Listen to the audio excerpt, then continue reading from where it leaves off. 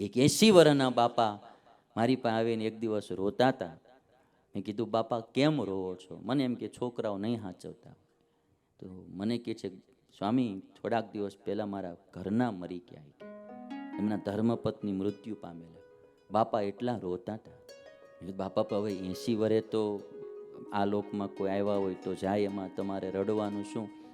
પણ બાપા એમ કહેતા હતા, સ્વામી એણે મારું જે ધ્યાન રાખ્યું છે જિંદગીમાં, એણે જે સુખ દુઃખમાં મને સાથ આપ્યો છે, એણે જે મારા પરિવારમાં હંપ રાખ્યો છે, મારા બા બાપુજીની એમણે સેવામાં સાથ સહકાર આપ્યો, એવી ગુણિયલ મારી પત્ની હતી.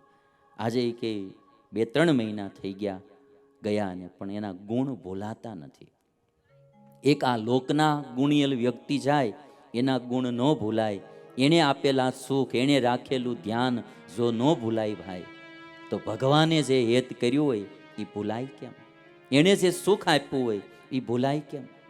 એટલે ગોપીઓ કહે છે કે એવા સુખ એમણે અમને નથી આપ્યા કે જે અમારાથી ભૂલાઈ જાય. ગોપીઓ બોલે, એવા સુખ નથી દીધા એણે જે વિસાર્યા પણ વિસરે.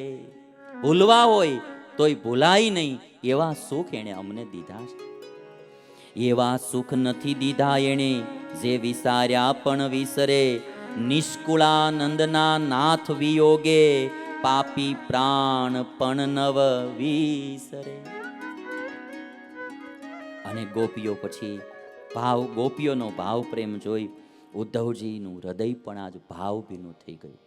જ્ઞાની માણા પણ આજ એનું હૃદય એકદમ ભાવભીનું થઈ ગયું.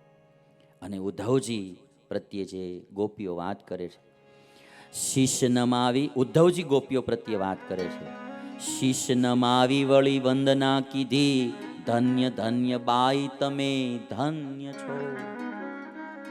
સ્નેહ પણ સાચો તમારો, વળી તમે હરિના તન છો. ઉદ્ધવજી કહે છે ગોપીઓને, માથું નમાવી, જ્ઞાની પુરુષ, પંડિત પુરુષ, વિદ્વાન પુરુષ માથું ઝૂકી ગયું. નારદજી જે બોલ્યા ને કે જ્ઞાન, યોગ અને કર્મથી ભક્તિ શ્રેષ્ઠ છે, આજ જ્ઞાની પુરુષનું શિર પણ ભક્તિ આગળ ઝૂકી ગયું. ઉદ્ધવજી કહે છે, શીશ નમાવી વળી વંદના કરી, ધન્ય ધન્ય બાઈ તમે ધન્ય છો. ઉદ્ધવજી કે તમને ગોપીઓ ધન્ય છે. સ્નેહ પણ તમારો સાચો, અને વળી તમે હરિના તન છો. તમે તો ભગવાનનું શરીર છો. તન એટલે શરીર.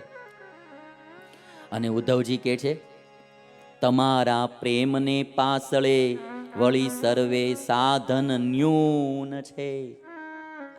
જેને ભગવાનમાં પ્રેમ થાય એની આગળ સાધન બધા ન્યૂન છે.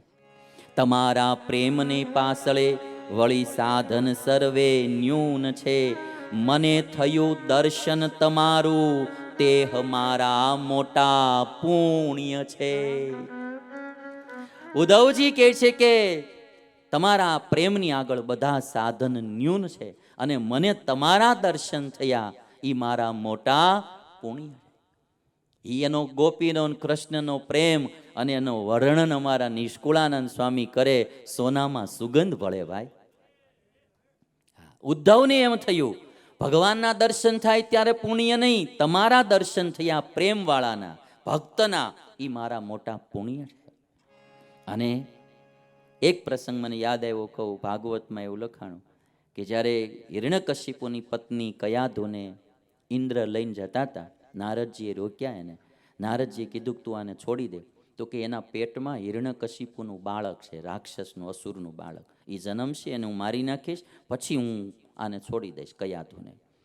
ઉદ્ધવજીને નારદજીએ ત્યારે એટલું ઇન્દ્રને કીધું કે એના પેટમાં અસુરનું બાળક છે, પણ એ બાળક અસુર નથી, એ પરમ ભગવાનનો ભક્ત છે. જે પ્રહલાદ થવાના હતા, પરમ ભગવાનનો ભક્ત છે, માટે તું એને છોડી દે. અને નારદજીએ જ્યારે આટલી વાત ઇન્દ્રને કરી, ભાગવતના સપ્તમ સ્કંદમાં લખ્યું, ઇન્દ્રએ કયાધુને પરિક્રમા કરી, પ્રદક્ષિણા કરી કયાધુને. શું કરવા? કે આના ઉદરમાં ભગવાનનો ભક્ત છે, જન્મો નથી, હજી ગુણ જાણ્યા નથી. નારદજીએ ખાલી કીધું કે આના ઉદરમાં ભગવાનનો ભક્ત છે. સ્વર્ગના રાજા ઇન્દ્રએ એ કયાધુને પરિક્રમા કરી કે જેણે આ ભક્તને ધાર્યો છે એ નારીને પણ ધન્ય છે. ભક્તનો મહિમા કોઈ અપરંપાર છે ભાઈ. એટલે આજ ઉદ્ધવજી કહે છે તમારા દર્શન થયા એ મારા મોટા પુણ્ય છે, મોટા ભાગ્ય માતાજી મારા. હવે ગોપી કહેવાની વાતે નહીં, શું માતાજી મારા, તમે તો મારી માં. ભક્તિ જાગે ને તો હરેક નારી પણ માં રૂપ થઈ જાય ભાઈ. કામનાઓ તો બધી ઓગળી જાય બધી. ભક્તિની એ તાકાત છે. પછી નારી નારી નો રહે, નારીમાં એને માનું દર્શન થાય. ઉદ્ધવજી કહે છે મોટા ભાગ્ય માતાજી મારા, જે કૃષ્ણે મુજને મોકલ્યો, સુણી સુધાસમ વાણી તમારી, પ્રેમે શું પિતા હું છલ્યો. ઉદ્ધવજી કહે છે કે આજ કૃષ્ણ ભગવાને મને તમારી પાસે મોકલ્યો અને તમારી અમૃત જેવી વાણી પિતા આજ હું છલો છલ છલકાઈ ગયો. કે છલકાઈ ગયો. એટલો સુંદર મજાનો આ એન્ડિંગનો પાર્ટ છે સ્નેહ ગીતાનો. કાલે મારે ઘણું કહેવું પણ મેં થોડોક તમારી હાટું આજે રોજ થોડું થોડું જલેબી મળે સારું લાગે ને એટલે આજ માટે રાખી હતી. બાકી તમે હજી તો કૃષ્ણ બોલે ત્યારે જોજો તમે.